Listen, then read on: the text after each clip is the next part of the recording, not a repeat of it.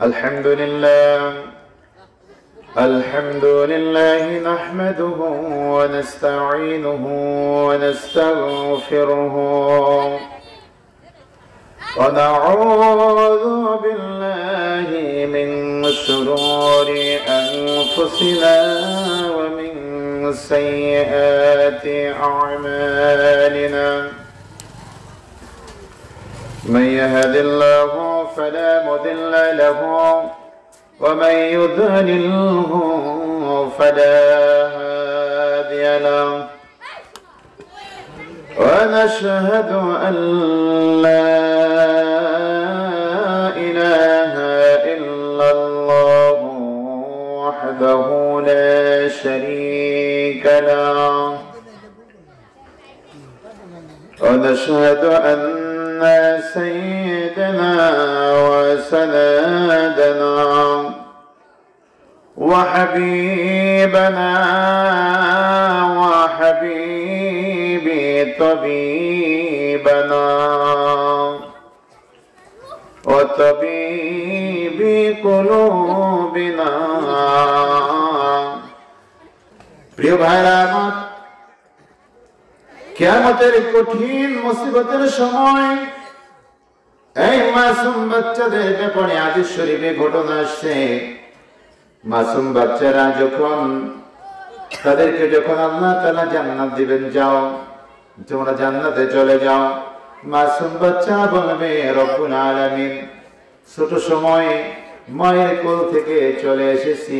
কেউ বলবে 2 মাস 1 মাস মায়ের দুধ পান করেছি, বাবার আদর পাই নাই রে, মায়ের আদর তেমন পাই নাই। আমরা দুনিয়া থেকে আমাদেরকে তুমি বিদায় করে দিয়েছো। রব্বুল আলামিন, আমার মাকে দেখতে চাই, বাবাকে দেখতে চাই। আমার মাকে বাবাকে না দেখাইলে আমি জান্নাতে যাব না।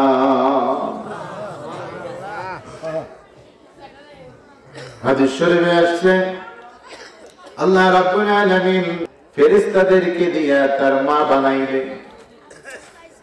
ফেরেশতাদেরকে দিয়া বাপ বানাইয়া ওই বাচ্চার সামনে হাজির করে আনবে। আল্লাহ বলবেন, ও আমার বান্দা বা বান্দি, এই যে তোমার মা আর এই তোমার বাবা। বাচ্চা দৌড় দিয়া মায়ের কোলে উঠবে, মায়ের কোল থেকে নেমে যাবে, আবার দৌড় দিয়া বাবার কোলে উঠবে, বাবার কোল থেকেও নেমে যাবে। আল্লাহ জিজ্ঞাসা করবেন, তুমি কেন মায়ের কোল থেকে নেমে গেলে? তুমি না বলেছো তোমার মায়ের কোলে উঠবে, তোমার মা দেখার স্বাদ মিটে না। ও বান্দা, কেন তোমার বাবার কোলে উঠে আবার চলে আসলে, কেন তার কোলে থাকলে না? ওই বাচ্চা কাঁদবে আর বলবে, রব্বুল আলামিন গো, মায়ের আদর পাই নাই, বাবার আদর পাই নাই, মাকে মন ভরে দেখতে পারি নাই, বাবাকে পরাণ ভরে দেখতে পারি নাই। আমি যখন মায়ের কোলে উঠলাম, তার কলিজার মধ্যে আমি নাক লাগাইয়া দেখলাম। আমি যখন মারা যাই, আমার মৃত্যুর সময় আমার শোকে শোকে আমার মায়ের কলিজা পুড়ে গেছে। আমি আমার এই মায়ের কোলে উঠা আমার মায়ের কলিজা পোড়া গন্ধ পাই না। রব্বুল আলামিন, আমার মা যদি হইতো তাহলে তার কলিজার পোড়া গন্ধ আমার নাকে পাইতাম, তাই আমি কোল থেকে নেমে এসেছি। তো বাবার কোল থেকে কেন নামলাম? ওই বাচ্চা বলবে, আল্লাহ গো, আমার বাবার কোলে উঠাও, আমি বাবার কলিজা পোড়া গন্ধ পাই নাই রে মালিক, এই জন্য আমি নেমে এসেছি। এরা আমার মা না, এরা আমার বাবা না। বান্দা বলবে, রব্বুল আলামিন, কোথায় আমার মা, কোথায় আমার বাবা? আমি জানি না। আমার মাকে না দেখাইলে, আমার বাবাকে না দেখাইলে আমি তোমার জান্নাতে ঢুকবো না। ওগো মা, তুমি এ ধরনের শ্রেষ্ঠ নিয়ামত, তোমারই পদতলে রয়েছে জান্নাত। তোমারই পদতলে রয়েছে জান্নাত। ওগো মা তুমি এ ধরনের শ্রেষ্ঠ নিয়ামত, তোমারই পদতলে রয়েছে জান্নাত।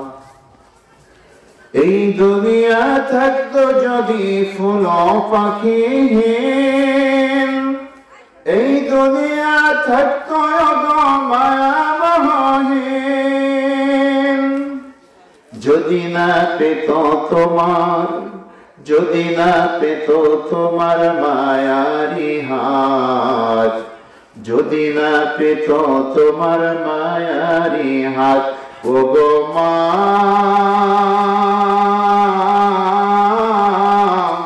তুমি এই ধরনের শ্রেষ্ঠ নিয়ামত, তোমারই পদতলে রয়েছে জান্নাত।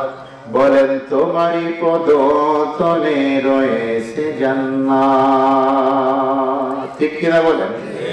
আমার প্রিয় ভাইরা, আমার দয়াল নবী যে ঘোষণা করেন, যদি তুমি জান্নাতের চৌকাঠের মধ্যে চুমু খেতে চাও, তোমার মা আর তোমার বাবার পায়ের মধ্যে চুমু খাও। আর যদি তুমি হজ করতে চাও, তোমার টাকা নাই, যাওয়ার মতো টাকা নাই, পয়সা নাই, আর থাকুক আর না থাকুক তোমার মায়ের দিকে, তোমার বাবার দিকে যদি তুমি খুশি মনে নেক নজরে তাকাও, খুশি অবস্থায় তাকাও, হাসি মুখে তাকাও, তোমার আমল নামায় কবুল হজের সওয়াব হয়ে যাবে। প্রিয় ভাইরা আমার, মা যারা আছে, বাবা যারা আছে, আমার দয়াল নবীজি বলেন মা আর বাবা হলো তোমার জান্নাতের টিকিট। সুবহানাল্লাহ, বাড়ি যাই কয়েন, এখন আর কয়ে কি হইব? হ্যাঁ, আমার উস্তাদ বলে সুবহানাল্লাহি তামলাহুল মিজান, আলহামদুলিল্লাহি তামলাহুল মিজান, আল্লাহু আকবার তামলাহুল মিজান। একবার সুবহানাল্লাহ বললে এক পাল্লা নেকি পাওয়া যায়, একবার আলহামদুলিল্লাহ বললে এক পাল্লা নেকি পাওয়া যায়, একবার আল্লাহু আকবার বললে এক পাল্লা নেকি পাওয়া যায়। সুবহানাল্লাহ, আলহামদুলিল্লাহ, আল্লাহু আকবার, এই এক পাল্লা কি আমি সংক্ষেপে বলতেছি। আমার দয়াল নবীজি বলেন যে এই তিনটা কথা যদি কেউ বলো, তাহলে এক একটা কথা বললে এক পাল্লা নেকি পাওয়া যাবে। তা বলতেছে তোমরা কি জানো সেই পাল্লাটা কত বড়? জানেন? আপনারা জানেন না? সেই পাল্লাটা হলো আসমান আর জমিনের মাঝখানে যত ফাঁকা জায়গা আছে, এই ফাঁকা জায়গাটা যত বড়, এই পাল্লাটাও তত বড়। বলেন সুবহানাল্লাহ। তাহলে একবার সুবহানাল্লাহ বললে এরকম আসমান আর জমিনের ফাঁকা জায়গাগুলো আল্লাহ তাআলা নেকি দ্বারা পরিপূর্ণ করে দেন। বলেন সুবহানাল্লাহ। সুবহানাল্লাহ ওয়ালহামদুলিল্লাহ। সবাই সবাই সুবহানাল্লাহ ওয়ালহামদুলিল্লাহ, লা ইলাহা ইল্লাল্লাহ, লা ইলাহা ইল্লাল্লাহ, মুহাম্মাদুর রাসূলুল্লাহ। তাহলে কখনো আমরা এই কথাগুলো বলতে ভুলবো না, মনে থাকবে তো? বেশি বেশি সুবহানাল্লাহ আলহামদুলিল্লাহ পড়বেন, আল্লাহু আকবার পড়বেন, দুরূদ শরীফ পড়বেন, তওবা ইস্তেগফার করবেন। সব সময় বাজে কথা, জরুরি কথা ছাড়া যখন থাকবেন তখন এই দোয়াগুলো করতে থাকবেন। একটা সময় যদি আপনি আল্লাহকে না ভোলেন, শয়তান আপনাকে কুমন্ত্রণা দিতে পারবে। আমার বিশ্বলি খাজা বাবাকে বলছেন যে বাবারা, একটা মাঝে তোমাদের জীবনটা নদীর স্রোতের মতো বয়ে যাইতেছে, এটা আর কখনো ফিরে আসবে? তাই তোমরা প্রত্যেকটা মুহূর্তে, প্রত্যেক নিঃশ্বাসে, হর নিঃশ্বাসে আল্লাহ তাআলাকে ধ্যান এবং খেয়াল করে তার জিকির করতে থাকো। একটা মুহূর্ত যদি আল্লাহ তাআলাকে ভুলে যাও, তাহলে তুমি বিপদগ্রস্ত হবে, শয়তান তোমাকে কুপথে নিয়ে যাবে। তাই আমাদের এই দুনিয়ার সময়টা হলো আমাদের কামাই করার সময়। কোন কামাই? আখিরাতের কামাই। কোন কামাই? আখিরাতের কামাই। এখানে যত বেশি আমল করবেন আখিরাতে তত বেশি নিয়ামত পাবেন। ঠিক কিনা বলেন? কথা বলেন ঠিক কিনা? তাহলে আমরা কখনো আল্লাহর নাম ভুলবো? কথা বলেন ভুলবো না। একটু জিকির করেন লা ইলাহা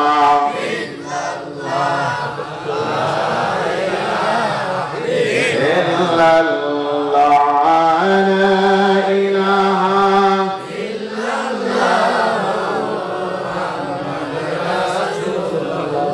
বলেন সাল্লাল্লাহু আলাইহি ওয়াসাল্লাম। আমার প্রিয় ভাইরা, আমার মায়েরা, যাদের ছোট ছোট বাচ্চারা ছোটবেলায় মারা যায়, আমার রাসূল বললেন তোমরা কাঁদবে না।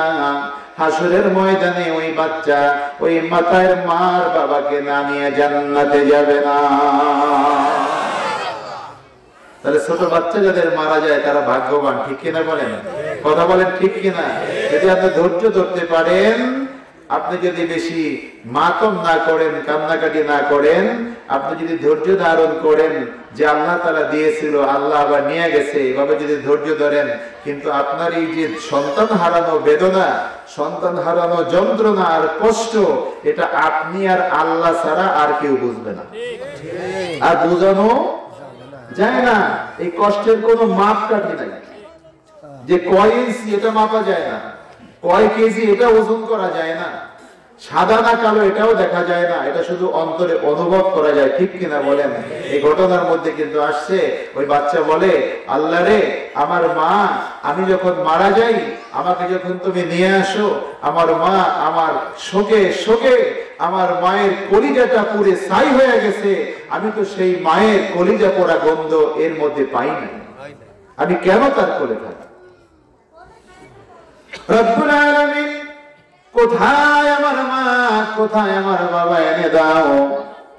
আমি আমার মায়ের কোলে উঠিয়া, বাবার কোলে উঠিয়া আমার পরাণটা জুড়াই, আর আমার মায়ের আর বাবার চেহারার দিকে তাকাইয়া চোখটা জুড়াইয়া নিব। আল্লাহ ফেরেশতাকে অর্ডার করবেন, ও ফেরেশতারা, না আমি আর পারলাম না রে আমার বান্দার সাথে, ছোট শিশুর সাথে আর পারলাম না, যা যা আমার এই ছোট্ট শিশু বান্দার মা বাবাকে জাহান্নাম থেকে তুলিয়া এনে তাকে জান্নাতি পোশাক পরাইয়া আমার এই ছোট্ট শিশু বান্দার সামনে হাজির কইরা দাও। মা বাবাকে নিয়ে আসা হবে, মায়ের কোলে উঠবে, বাচ্চা তার গলা ধরে কাঁদতে থাকবে, মায়ের সাথে কথা বলতে থাকবে, বাবার কোলে লাফ দিয়ে যায় উঠবে, বাবার গলা ধরে কাঁদবে, বাবার বুকের সাথে লেগে থাকবে। মা বাবার সাথে কথা বলা শেষ হলে পরে তাদেরকে নিয়ে জান্নাতে যাবে, কারণ জান্নাতে যাদের সার্টিফিকেট হয়ে যাবে, তারা যারে যারে বলবে যে আল্লাহ আমার এই বন্ধুরে ছাড়া জান্নাতে যাব না, আমার মাকে ছাড়া যাব না, আমার বাবাকে ছাড়া যাব না, আমার ভাইকে ছাড়া যাব না, আল্লাহ তাআলা কাউকে নিষেধ করবেন না, বলবে যাও তোমার যাকে যাকে মনে চায় তাকে নাকে নিয়ে যাও। বলেন সুবহানাল্লাহ। ভাই আমার আল্লাহ রাসূল বলেছেন আল মারউ মা'a মান আহাদাবতা, যার সাথে তোমার বন্ধুত্ব থাকবে, ভালোবাসা থাকবে, হাসরের ময়দানে সে তোমার উপকারে আসবে।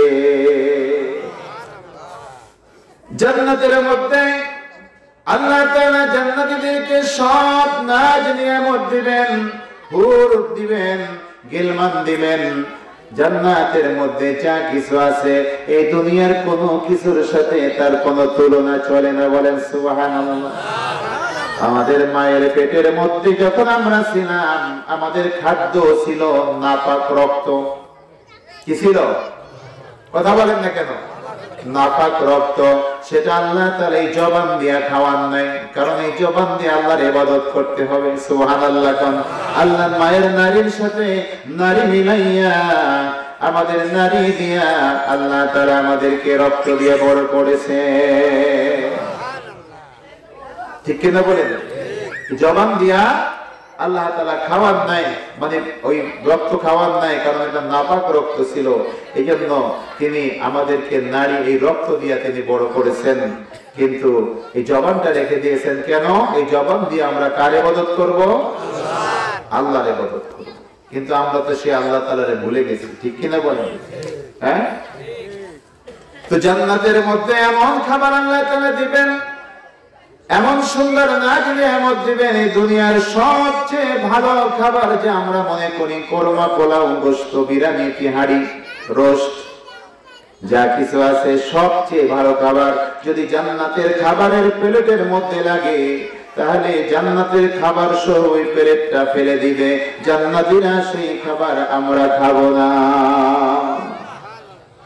উদাহরণ হলো দুনিয়ার সমস্ত ভালো খাবারের মধ্যে যদি ওই মায়ের পেটে বসে যে খাবার আমরা খেয়েছি রক্ত, ওই রক্ত যদি এক ফোঁটা খাবারের মধ্যে পড়ে, আপনারা কেউ খাবেন? কথা বলেন কেন? পেটে বসে তো ওই মায়ের রক্তই খেয়েছিলাম, এখন কেন খাবো না? এইটা যেমন আমরা ঘৃণা করি, আমরা বোঝার পরে, ঠিক তেমনি ভাবে জান্নাতের মধ্যে দুনিয়ার খাবারগুলো মানুষ ঘৃণা করবে, এটা খাবে না। এটা আমি একটা উদাহরণ দিলাম যে দুনিয়ার খাবারের চেয়ে জান্নাতি খাবার কতটা আল্লাহ তাআলার কাছে গুরুত্বপূর্ণ। সুবহানাল্লাহ। একটু আস্তে কর না। জান্নাতে যেতে চান সবাই? হাত তুলে দেখান তো কে কে যাইতে চান? মাশাআল্লাহ, মাশাআল্লাহ, সবাই জান্নাতে যেতে চায়। আল্লাহ তাআলা যেন জান্নাতে যাওয়ার পথ আমাদেরকে দেখায় দেন, বলেন আমিন। জান্নাতের মধ্যে সব নেয়ামত দেওয়ার পরে বান্দা আল্লাহ তাআলা জিজ্ঞাসা করবে, ও বান্দা বান্দিরা, জান্নাত তোমার কেমন লাগে? আল্লাহ কেমন আর লাগবো, যা জীবনে চোখে দেখি নাই, কল্পনা করি নাই, সবই তো তুমি দিলা। আর কিছু বাকি আছে নেই? কই কি বাকি থাকবো? যা তুমি কোরআনে বর্ণনা করেছো, যে আমরা আলেম ওলামাদের মুখে শুনেছি, নবী রাসূলের মুখে শুনেছি, তার চেয়ে তুমি ৯৭ গুণ বেশি দিয়েছো, বলেন সুবহানাল্লাহ। কোন জিনিসের অভাব রাখবে না। জান্নাতীরা জান্নাতের মধ্যে ঘুরতে থাকবে, সবকিছু দেখবে, দেখার পরে বলবে আল্লাহরে একটা কথা। কই কি কথা? আমার যে দোস্ত ছিল, দোস্তের তো দেখি না জান্নাতের মধ্যে। কোন দোস্ত? ওই যে আমি নামাজ পড়তে যাইতাম, কিন্তু আমার দোস্ত তো ঠিক মতো নামাজ পড়তো না, খেলাধুলা নিয়ে ব্যস্ত থাকতো, মোবাইল নিয়ে ব্যস্ত থাকতো, এই দোস্তের তো দেখি না। কিন্তু শর্ত হলো দোস্তের ঈমান থাকতে হবে। কি থাকতে হবে? ঈমান যদি না থাকে, কালিমা যদি না করে, আল্লাহ আল্লাহ রাসূলকে যদি বিশ্বাস না করে, তাহলে কিন্তু এই দোস্তরে পাওয়া যাবে না। কথা বলেন, পাওয়া যাবে? পাওয়া যাবে না। তখন বলবে দোস্তের আশা আমার ভালো লাগে না। আল্লাহ বলবে যা দিছি এটা নিয়ে খুশি থাকো। তোমার দোস্তের দরকার কি? কয় না দুনিয়ায় পয়সা ছিলাম তার সাথে, এখন তারে দেখি না, আমার দোস্তরে ছাড়া আমার ভালো লাগে না। কি জ্বালা! তোমার দোস্ত তো জাহান্নামের মধ্যে, আমার দেখা আমি দেখতে চাই। আল্লাহ তাআলা জান্নাতে বসে জাহান্নামের দরজা খুলে দিবেন। দেখো তোমার বন্ধু ওই জাহান্নামের মধ্যে ডাক দিয়ে বলবে, ও দোস্ত তুই কেন জাহান্নামে গেলি রে? আমি তো জান্নাতে আসছি।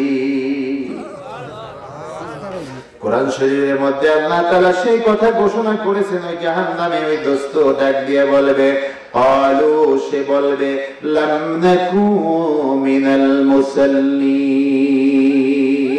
ও দোস্ত, আমি এই জাহান্নামে আসছি এই কারণে যে আমি নামাজ পড়তাম না। তুমি নামাজ পড়েছো, আল্লাহর ইবাদত করছো, আমি এটা করি নাই, এইজন্য আমি জাহান্নামের মধ্যে আসছি।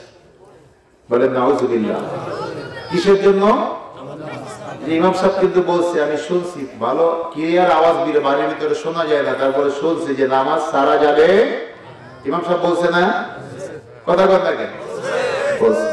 হাসরের ময়দানে কবেছে ইমাম সাহেব তো আমাকে কিছু কয় নাই, রেকর্ড হইতেছে। যা কিছু বলতেছি যেমন মোবাইলে রেকর্ড হইতেছে, সারা দুনিয়ার মানুষ দেখবে, আল্লাহ রাব্বুল আলামিন ভিডিও করে রাখতেছেন। এটা হাসরের ময়দানে আপনি যখন অস্বীকার করবেন, আল্লাহ তাআলা দেখাই দেব। আবার ভালো কাজের জন্য দেখাইবো। ফেরেশতারা কইবো, আল্লাহ তুমি এটা কি জন্য মাফ করলা? এবারে তো নামাজ কালাম পড়ে নাই, কিছু ওই মাহফিলে গেছিল কেন? মাফ করছি এই কারণে ওই মাহফিলে যারা ছিল, আমার কথা শুনে, আমার বন্ধুর কথা শুনে চোখে পানি আসছিল, আমার কাছে মাফ চাইছিল, আমি আল্লাহ তার জীবনের গুনাহ মাফ করে দিয়েছি। ওই দেখ, ওই আমার ওই মাহফিলের মধ্যে ওই কোনায় বসা ছিল, চেহারা দেখাই দেবে, দেখ ফেরেশতারা এই যে বসা ছিল, এই জন্য আমি মাফ করে দিয়েছি। সুবহানাল্লাহ।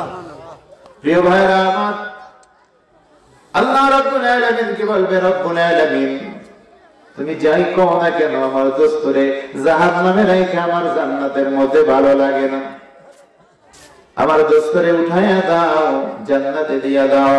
আল্লাহ রাব্বুল আলামিন ওই ভালো সম্পর্ক, বন্ধুত্ব থাকার কারণে, ভালো মানুষের সাথে বন্ধুত্ব থাকার কারণে ওই জাহান্নাম থেকে উঠাইয়া পরিষ্কার পরিচ্ছন্ন করে জান্নাতি পোশাক পরাইয়া জান্নাতে দিয়ে দিবে। এইজন্য একটা কথা আছে যে সৎসঙ্গে স্বর্গবাস, অসৎসঙ্গে সর্বনাশ। আমার রাসূল হাদিস শরীফের ভাষায় বলছেন, আর মারউ মা মান আহবাবতা, যার সাথে যার মহব্বত থাকবে তার সাথে তার হাসর নাসর হবে। সুবহানাল্লাহ। তাই আমার রাসূল সাল্লাল্লাহু আলাইহি ওয়াসাল্লাম বলেন, তুমি নিজে আলেম হও, তোমার সন্তানকে আলেম বানাও, তোমার মেয়েকে আলেমের কাছে বিবাহ দাও, তোমার ভাইকে আলেম বানাও, তোমার ভাগ্নে ভাগ্নীদেরকে আলেম বানাও, আলেমের সাথে ভালো সম্পর্ক রাখো, আলেমদেরকে মহব্বত করো, আলেমদেরকে তাজিম করো। আসেন হাদিস শরীফে। তাই আলেমদের সাথে যদি আপনি থাকেন, আলেমরা কখনো আপনাকে খারাপ পরামর্শ দিবে না, আপনাকে মদ খাইতে বলবে না, সুদ খাইতে বলবে না, ঘুষ খাইতে বলবে না, গুনার কাজ করলে আপনাকে বুঝাইয়া গুনাহ থেকে ফিরাইয়া রাখবে। ঠিক কিনা বলেন? এই জন্যই তো আমরা আল্লাহর ওলিদের কাছে যাই। আল্লাহর ওলিদের কাছে গেলে আমার মুর্শিদ কেবলা যেন সব সময় আমার দয়াল নবীজির প্রেমের কথা বলতেন। সুবহানাল্লাহ। আমার প্রিয় ভাইরা, সেই দয়াল নবীজির প্রেমের কথা যখন শুনি আর বলি, দয়াল নবীজির মদিনায় যখন যাই, সেই প্রেমের কথাগুলো সেখানে বসে মনে পড়ে যায়। বলেন সুবহানাল্লাহ। ও দয়াল নবী গো, কোথায় গেলে পাইব তোমারে? নবীজিকে দেখতে ইচ্ছা করে? কথা বলেন, দেখতে ইচ্ছা করে কিনা? নবীজিকে তার দেখতে ইচ্ছা করে না, তার ঈমানের মধ্যে ভেজাল আছে, ঈমান পরিপূর্ণ হয় নাই। আমার নবীজি বলেন, মান আহাব্বা সুন্নতি ফাকাদ আহাব্বানি ওয়া মান আহাব্বানি কানা মাই ফিল জান্নাহ। যে আমার সুন্নতকে ভালোবেসে আমল করবে, সেজন্য আমি নবী আমাকে ভালোবাসলো। বলেন সুবহানাল্লাহ। আর যে ব্যক্তি আমাকে ভালোবাসবে, হাসরের ময়দানে সে আমার পাশাপাশি জান্নাতে বসবাস করবে। ইয়া মুহাম্মদ মুস্তাফা নবী সাল্লাল্লাহু আলাইহি, ইয়া মুহাম্মদ মুস্তাফা নবী সাল্লাল্লাহু আলাইহি, আমার শাফায়াতের কান্ডারি, শাফায়াতের কান্ডারি মদিনা ওয়ালা, ইয়া মুহাম্মদ মুস্তাফা নবী সাল্লাল্লাহু, সবাই বলেন ইয়া মুহাম্মদ মুস্তাফা নবী সাল্লাল্লাহু আলাইহি। প্রথম নূরের সৃজন যিনি, গায়েবের বাণী যার মুখে শুনি, প্রথম নূরের সৃজন যিনি, গায়েবের বাণী যার মুখে শুনি, দোসরা কোন মাবুদ নাই, দোসরা কোন মাবুদ নাই, এক আল্লাহ। ইয়া মুহাম্মদ মুস্তাফা নবী সাল্লাল্লাহু আলাইহি, ইয়া মুহাম্মদ মুস্তাফা নবী সাল্লাল্লাহু আলাইহি। কেউ বলে নবীজি নূরের পুতুল, আবার কেউ বা বলে নবী গোলাপের ফুল। ঠিক কিনা বলেন?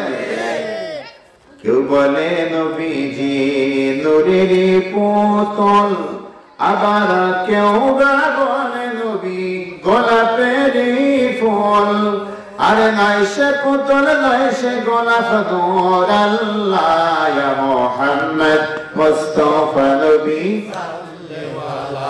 আমার শাফায়াতের কান্ডারি, শাফায়াতের মদিনা ওয়ালা, ইয়া মুহাম্মদ মুস্তাফা নবী সাল্লাল্লাহু আলাইহি। আল্লাহুম্মা সাল্লি আলা